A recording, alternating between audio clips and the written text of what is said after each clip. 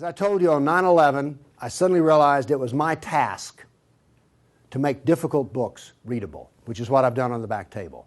I sometimes describe myself as a man who reads big, thick, old books and writes modern, small books that anyone can understand. And actually, I rather enjoy it. I don't surf the web.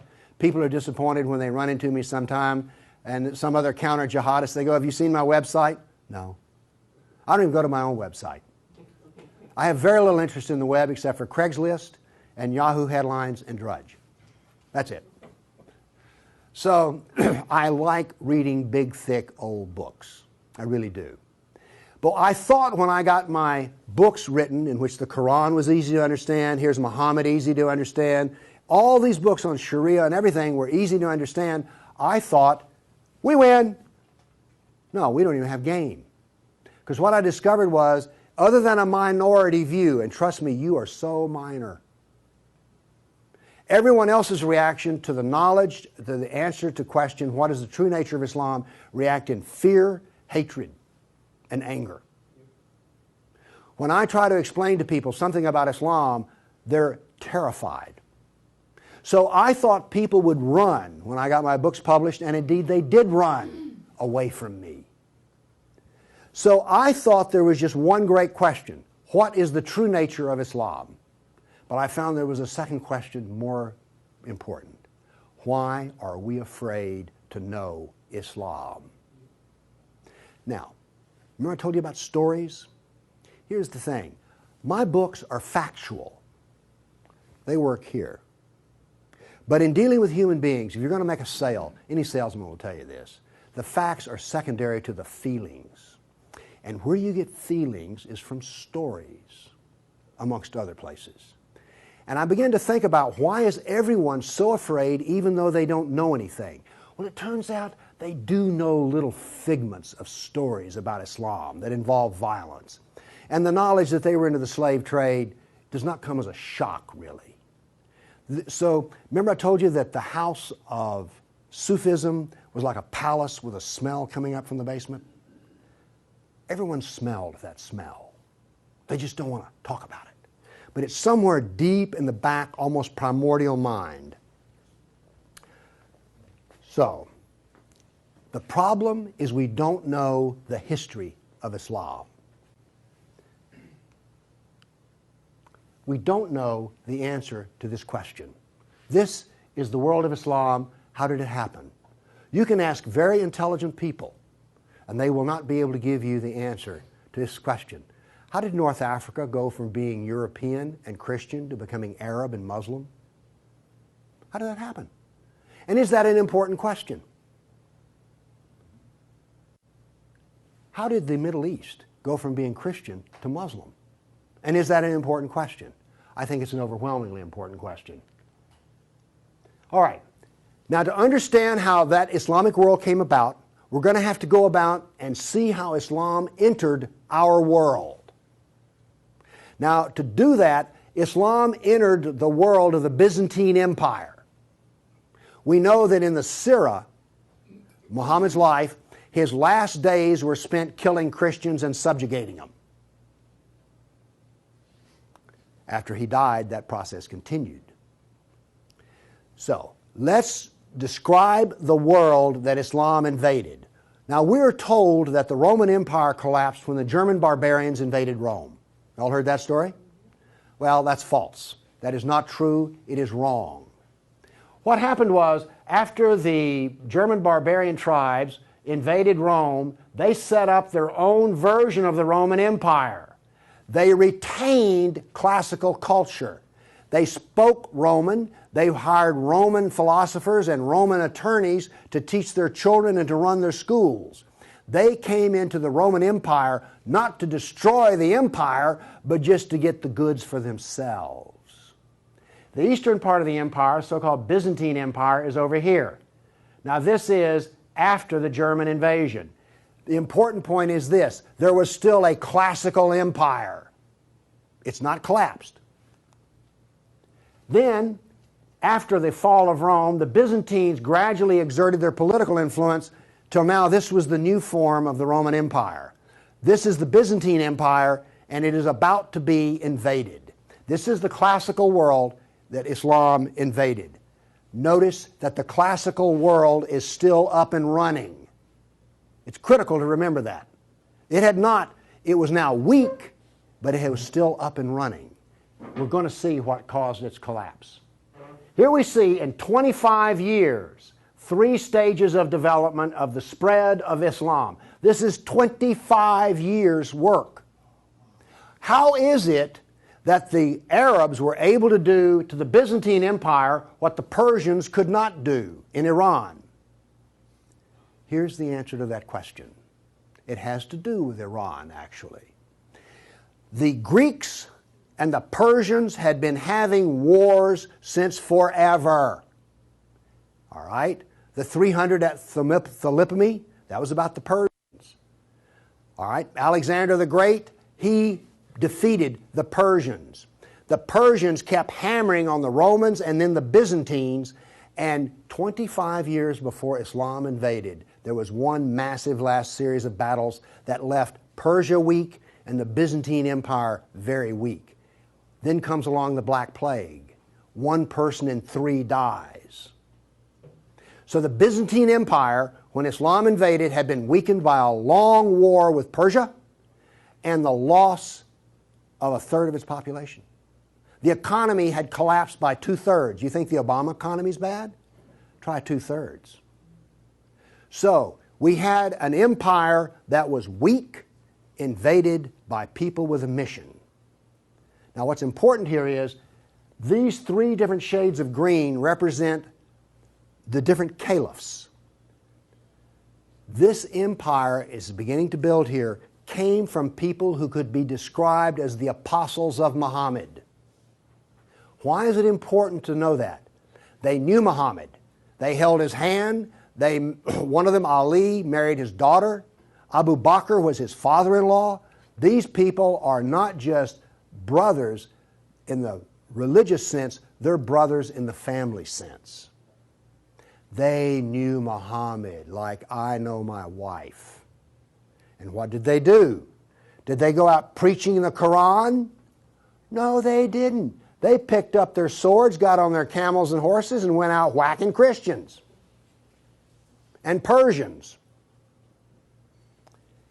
That is, this is the true nature of Islam. Here you see it.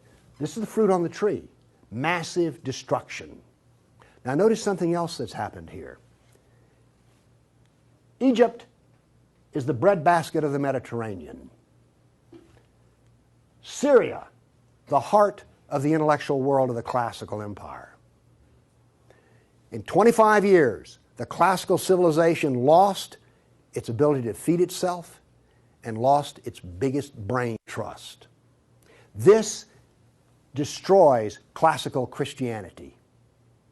Christianity that we have today is a bloody stump of the original Christianity. Why? This destroyed the heart of it, transformed it. The first stage of the annihilation of classical empire, gone. The heart of it's gone. Okay. A century later, notice over here in Spain, 750 AD, Spain is already Muslim. This is rapid fire conquest. This is going to become very important because this happened as it were in the life of a nation overnight. This brutal assault is the key as to why we fear Islam. Now then, you're next going to see history that you've not heard before. I'm not a historian, but I am a scientist. And I can reason from data. I knew, once I read the story of Muhammad, that I had been fed a pack of lies about what caused the Dark Ages. Roman barbarians didn't cause the Dark Ages. First off, why would these barbarians were Germans? These are the same people who made Germany. You're telling me they were too stupid to learn how to do Roman law and stuff? Of course not. They were very intelligent people. They didn't cause the collapse. But that's the classical theory. If you go to Vanderbilt, that's what they'll teach you. Here we go with the data. There has recently been a lot of classical ancient works that have been translated and put into a database format so they can be accessed. There's been massive archaeological research under the ocean and at the edge of the Mediterranean. From this archaeological research, we're able to track history and economies. All right? That figure I gave you about how the economy collapsed, that came from the study of sunken vessels.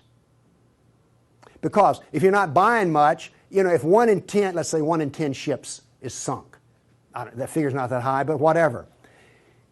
If you see a lot of sunken ships, there was a lot of ships sailing around. When they go down, the economy goes down.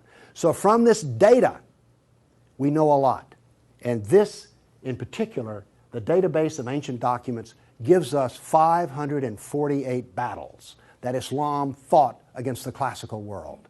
This is all new information.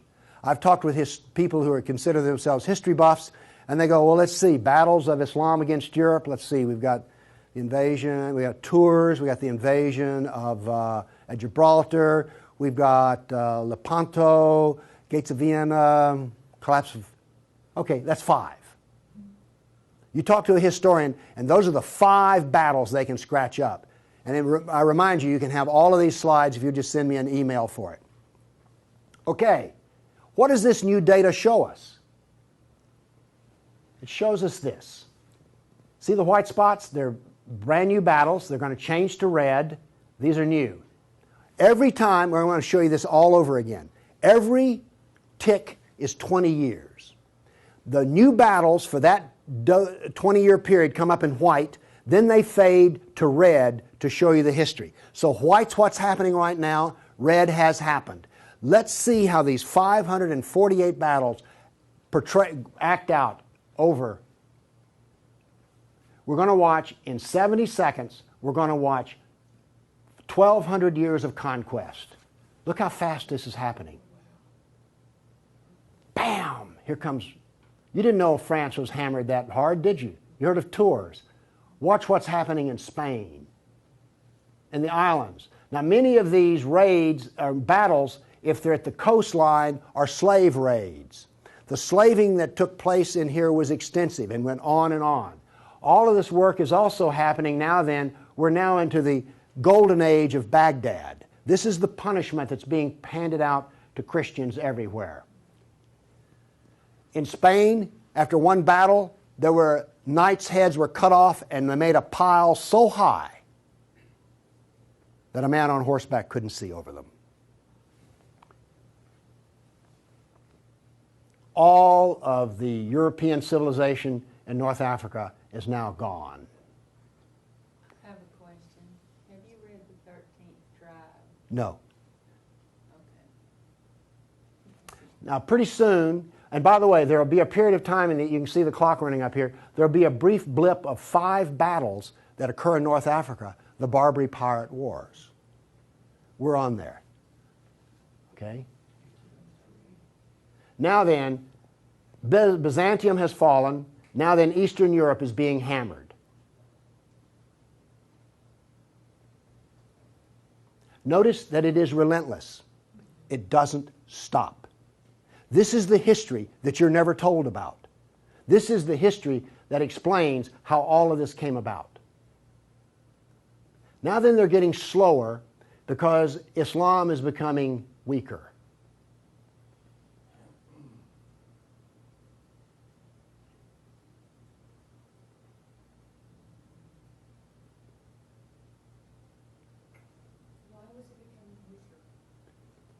Corruption. All empires collapse from the inside ultimately. Okay. I say that what caused the collapse of classical civilization was not the invading German barbarian tribes. I say that classical civilization was destroyed by Islam. Now comes the question, why do we not want to know that? We're going to answer that question. All right, now I want to give you the headlines. With all those little dots, basically what I've showed you is just quantity. Okay? Relentless, but quantity. Now I'm going to give, we gave you 1,200 years of battles in like 70 seconds. Now we're going to go through in about 4 minutes. I'm going to give you the headlines from each century so you will know the emotional tone of what is happening. All right, 7th century. Muhammad sent Khalid out, the sword of Allah, to the Jazima tribe to offer Islam. They refused. He annihilated every one of them. At the Battle of Oasis in Iraq, for 2 days he spent out rounding up the losers, put them in a dry stream bed, and cut off heads until the stream ran with blood. He then took the captain of the Zoroastrian Persian tribe. His wife was there. He cut off the man's head, let the blood drain into the soil, and raped his wife in the bloody soil. That was one of the companions of Muhammad. This is the nature of jihad. Where did Khalid learn how to do that? From Muhammad. From Muhammad at the Battle of Khaybar. Umar conquered Jerusalem, and every Jew and every Christian became a dhimmi, which is a third-class semi-slave. You're now going to see, for the next few centuries, you're going to see Golden Age. We're told this myth of the Golden Age, how wonderful Islam is. So here's what's happening during the Golden Age. They started attacking Sind, which is the Hindus. 26,000 Hindus died. Armenian nobles were herded into a church after a debate, and the building burned down on top of them. At Ephesus, 7,000 Greeks are enslaved. We're still having the Golden Age. All new churches were ordered destroyed. At Amorium, there was massive enslavement of all the Christians. The Egyptian Christians revolt over the jizya, which is the dhimmi tax under the Sharia. Churches are burned, vineyards destroyed. 10th century was still in the Golden Age. In Thessalonica, 22,000 Christians enslaved. Christians massacred in Seville. In Egypt and Syria, 30,000 churches destroyed. You have your religion, I have mine. Still in the Golden Age, 6,000 Jews in Morocco killed, hundreds of Jews in Cordoba killed, 4,000 Jews in Granada killed, Georgia and Armenia invaded. In Hindustan, 15,000 killed, 500,000 enslaved. Golden Age, still upon us. In Yemen, the Jews are given the choice of convert or die. The Christians of Granada are deported to Morocco. And in India, cities are destroyed under the order convert or die. In one town, 20,000 Hindus became slaves. Still the Golden Age. 50,000 Hindu slaves decided to get freedom by converting to Islam. A new 20-year campaign created 400,000 new Muslims out of Hindus. Buddhist monks butchered, nuns raped. In Damascus and Safed, mass murder of Christians. Jews in Marrakesh massacred. Tabriz, forced conversion of Jews. Still, we're in the Golden Age. There are riots in Cairo. Churches are burned. Jews of Tabriz are forced to convert. Tamerlane, one of the most evil men who ever lived, massacred 90,000 Hindus in one day. 30,000 in another battle, massacred in cold blood. Another Muslim leader takes 180,000 Hindu slaves. Oops, we're out of the Golden Age. See if you notice any change in tenor. Tamerlane destroys 700 villages in India. Now then comes He then turned to Iraq and annihilated the Nestorian and Jacobite Christians. The Nestorian Christians, half of the Silk Route in China was Nestorian Christian. The Nestorian Christians had emissaries and missionaries in the court of China. Afghanistan was partly Christian. All right? Gone. This is part of the destruction of the church that no one knows about. 700 years of attack, they finally destroy Constantinople. 16th century, the son of Tamerlane destroys temples, forced conversions. Two of his generals built 2 towers of human heads. Once again, you couldn't see over them. And then noble women, Hindu women, started the practice of sati, which was mass suicide in order not to be sex slaves inside of the Sultan's harem. 17th century, Jews of Yemen and Persia forced to convert, forced conversions of Greeks. The Zoroastrians are persecuted in Persia, and over 500,000 killed Hindus. 18th century, more Zoroastrian persecution, Jews of Jeddah expelled, Jews of Morocco massacred, Hindu persecution continues.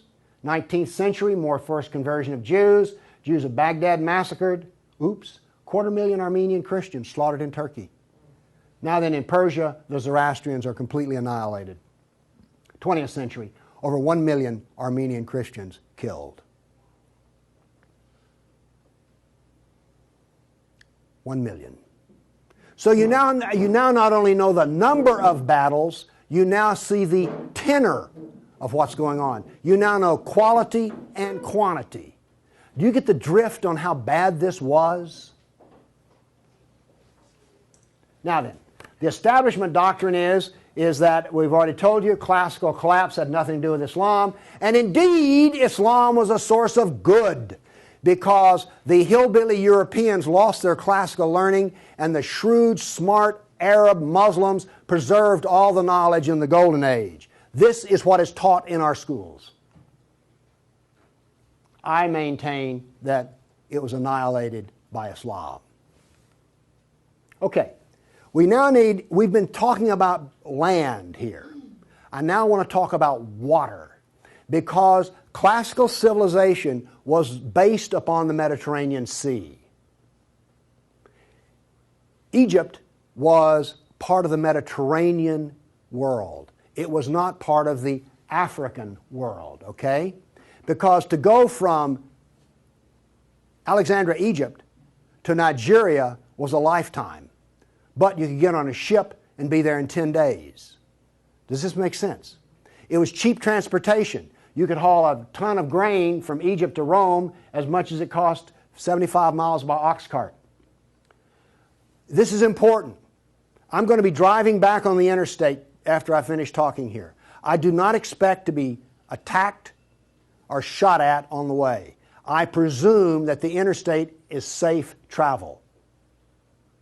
It used to be that way under the Roman peace. That ended. The importance of naval work, as many as 500 boats could be in the harbor of Constantinople.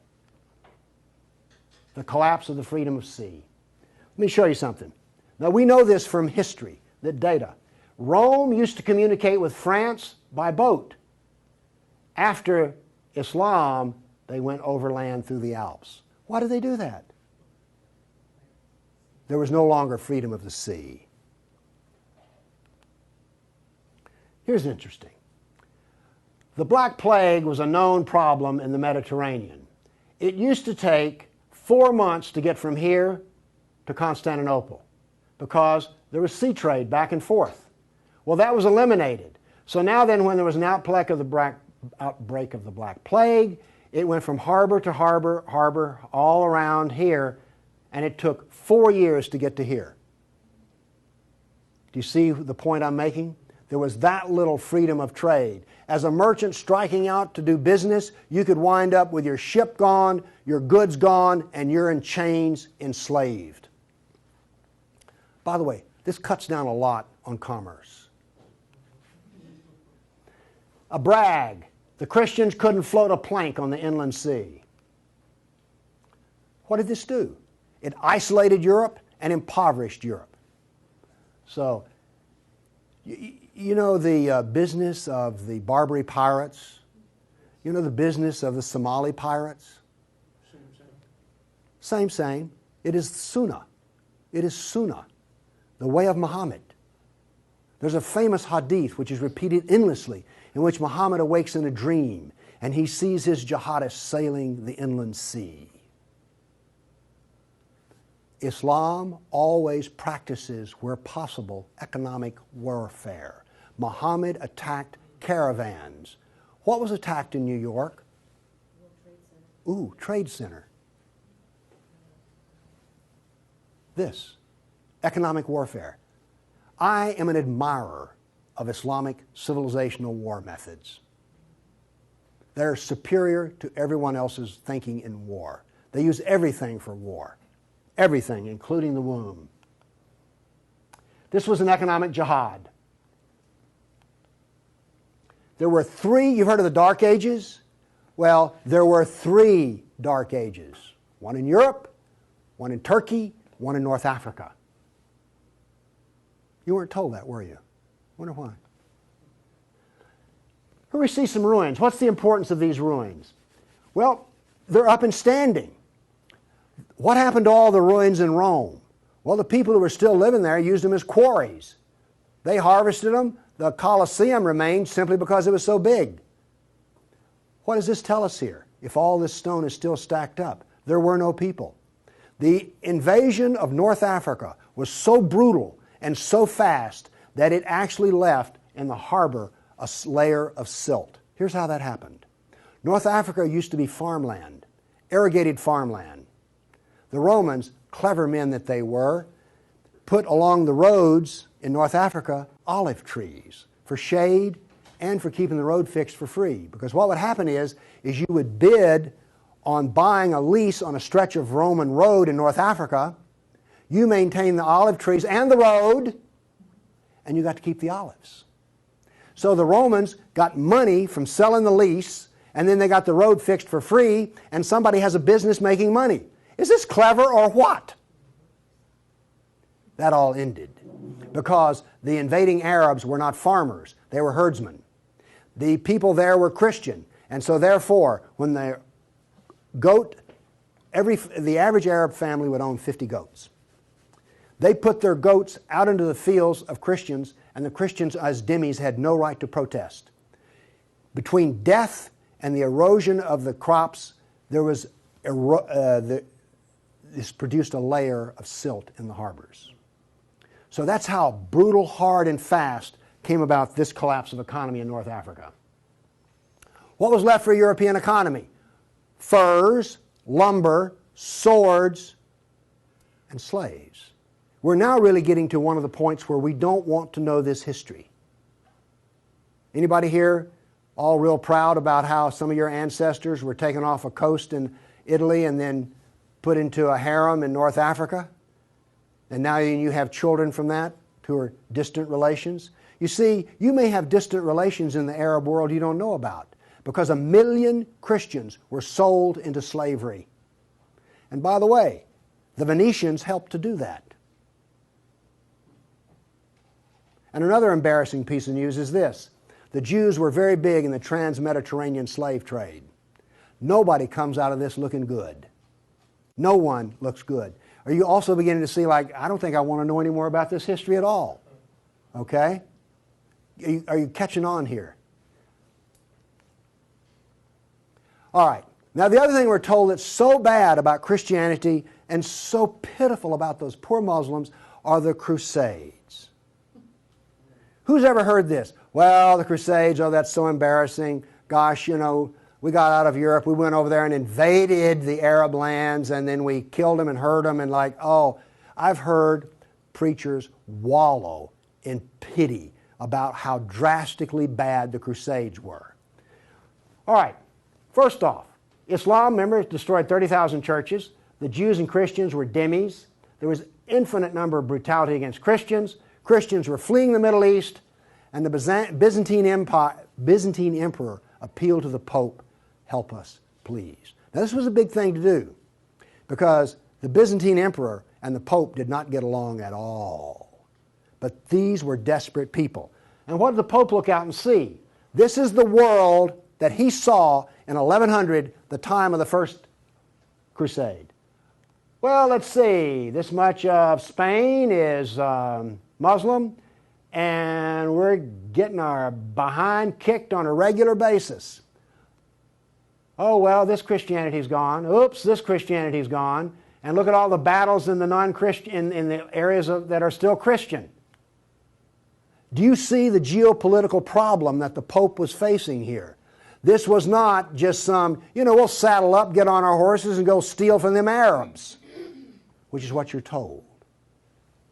This is the political picture. But now then, let's do this. Let's look at a battle map for the Crusades. Let's be fair. I showed you the jihad map. Now here comes the Crusade battle map.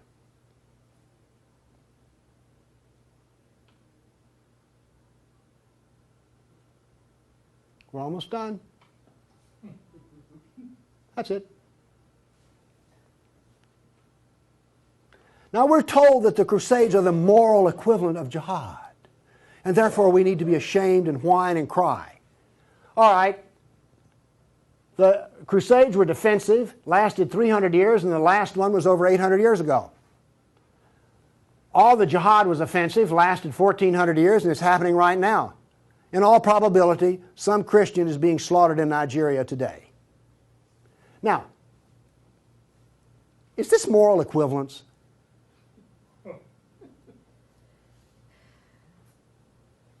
Why won't they teach this in a church school? So the ministers will stop, oh, the Crusades were just so terrible. No, the Crusades were one of the few times the church put steel in its spine. And then we apologize for it. Now then, let's go to the great benefits of Islam. We're told about two different golden ages. We're told about Andalus, the wonderful empire in Spain, in which there was multicultural peace, and Jew and Christian and Muslim all lived together in a golden age in Europe. You ever heard that? Well, here we go. This is the battle map of the golden age in Andalus. Now, while all this is going on, orders for slaves are being filled. The first slave order out of Spain was the Caliph ordered up 3,000 blonde virgins. They were shipped out of Spain. Battles are going on in which Christian knights die. But notice something here. The Christians won't quit fighting. This is going to take 700 years, and there's going to be nearly 150 battles fought. Where was this caliph located? There was more than one caliph at the time. This was a caliph in North Africa. Okay. Now then, looking at this, do you understand why when Isabel and Ferdinand were finally in full power, they told every Muslim in Spain to get out of here? They drove everyone out. Okay. My question for you is this. Was Andalus a multicultural golden age or a reign of terror? I claim it was a reign of terror, and it was not a golden age at all. And yes, there were a few people who had it good. The elites had it good. There were some rich Jews and rich Christians that had it good.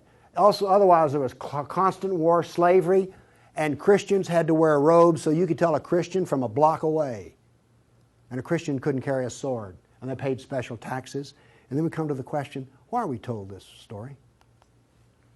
Now we have the Baghdad Golden Age. Here we go. This is all the battles that are fought during the period of the Golden Age in Baghdad. Now, not only are they as busy as they can be killing Christians, but they're also busy establishing the Sharia doctrine. They're also busy establishing the Hadith doctrine.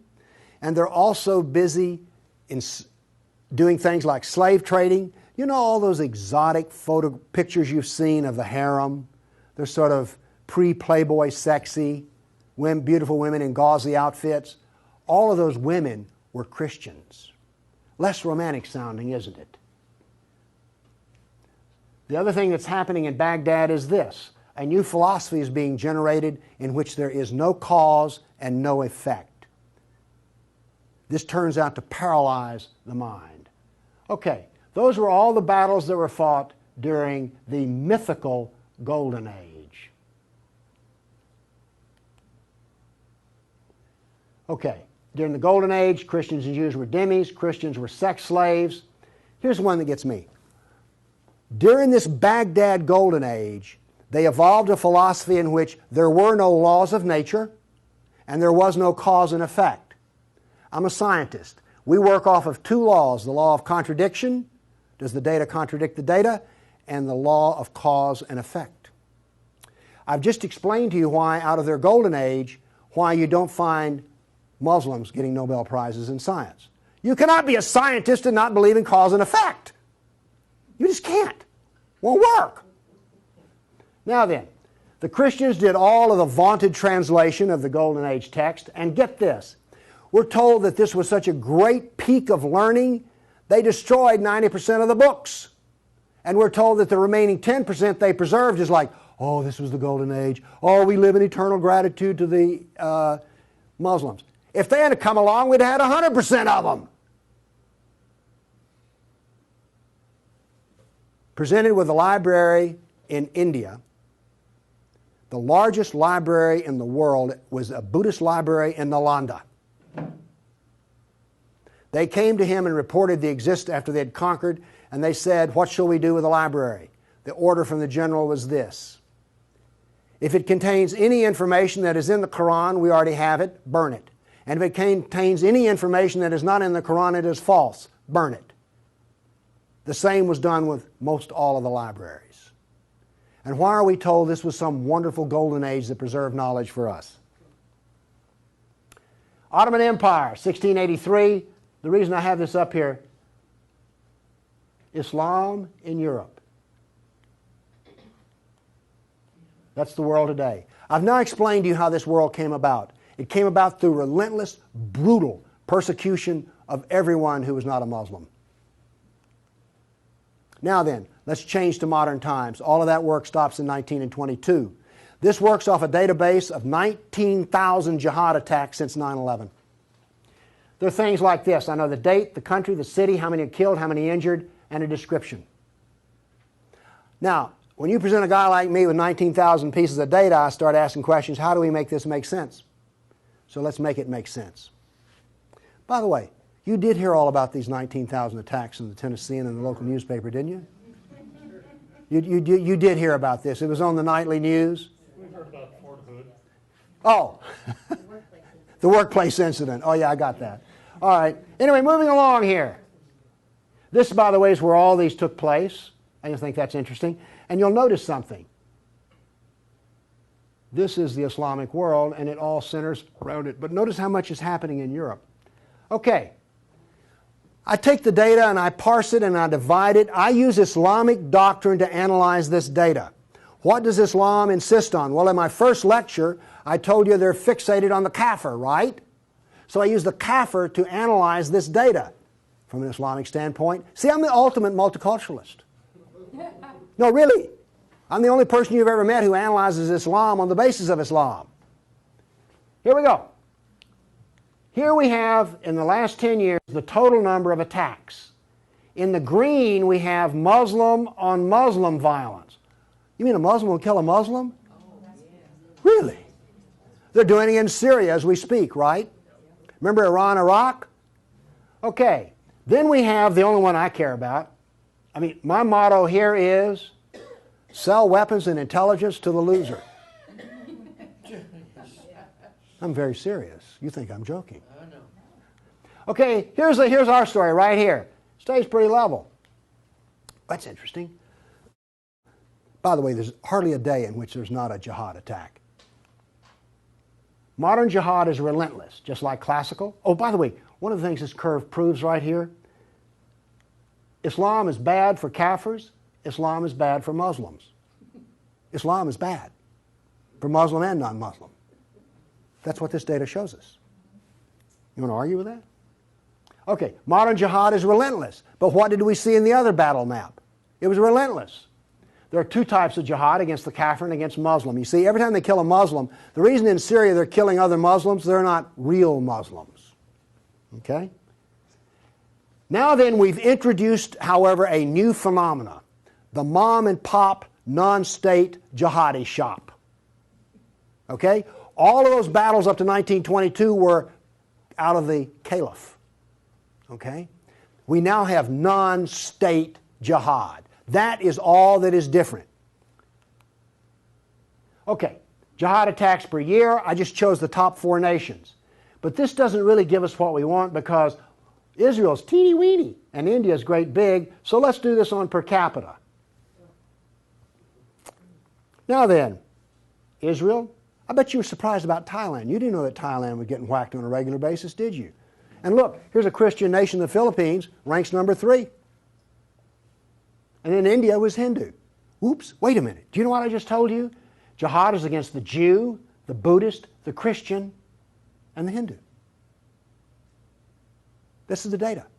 Now you go to these dialogues, these multicultural smoozes they have, where the preacher and the rabbi and the imam show up. The preacher and the rabbi show up to tie, the Muslim shows up to win. And then what does the Muslim tell them? Oh, the Christians and the Jews, they're people of the book. Oh, we're brothers in the religion of Abraham with the Christian and the Jew. You know, we're practically the same. We're brothers in Abraham.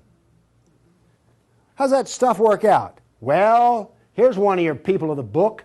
Here's another people of the book.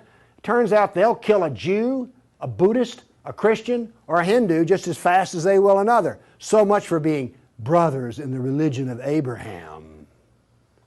The data does not support the theory. Therefore, the theory is wrong.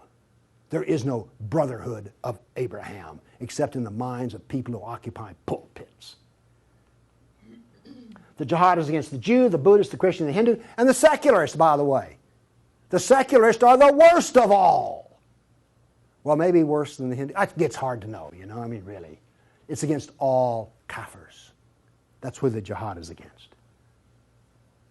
The religion of peace. Here we go. 548 battles, 19,000 jihad attacks. In 12 decades, in 1,400 years that are jihad-free. Therefore, Islam is 91% violence and 9% peace. So George Bush was 9% right when he declared religion of peace. Constant violence is why? There's a doctrine. The doctrine of jihad is found in the Sirah, the Quran, and the Hadith. We've already been over this. They don't like kafirs. We have a whole doctrine of jihad within the text. Islam was only successful through jihad. Therefore, we have a doctrine which produces jihad, and it produces this effect of the collapse of civilizations. Here you go. Tears of jihad. 270 million dead over 1,400 years.